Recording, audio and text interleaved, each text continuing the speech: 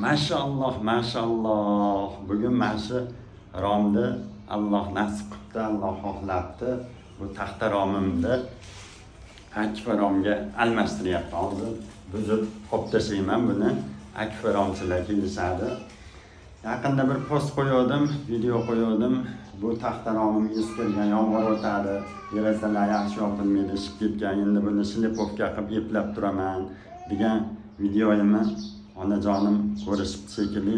Onajonim jinday o'zlarini bir ehtiyojlariga, bir nimalariga, mo'ljallariga yig'ib qo'ygan pulni o'g'lim mana shu pulda kam-kettigini qo'shib romingni almashtirib ol deb o'zlarini mo'ljallab yurgan ishlaridan ham voz kechib bizga balam deb pul berishdi. Onajon, baxtimizga sog' bo'ling. Sizni yaxshi ko'ramiz. Sizni yuzingizga, betingizga yuzma-yuz bo'lib, onajon yaxshi ko'raman deb aytolmagan bo'lsam ham sizni juda yaxshi ko'raman. Qalbimdasiz. Hamisha o'zingizni ehtiyot qiling. Baxtimizga onalarimiz sog' bo'lsin. Endi bu romni buzib olib tashlab boshqa yangi qo'yamiz. Bu xonani ham remont qilib qo'yaman. Yamam deganda joyga qilib bir remont qilib qo'yaman. O'zi buni shlipovka qildim.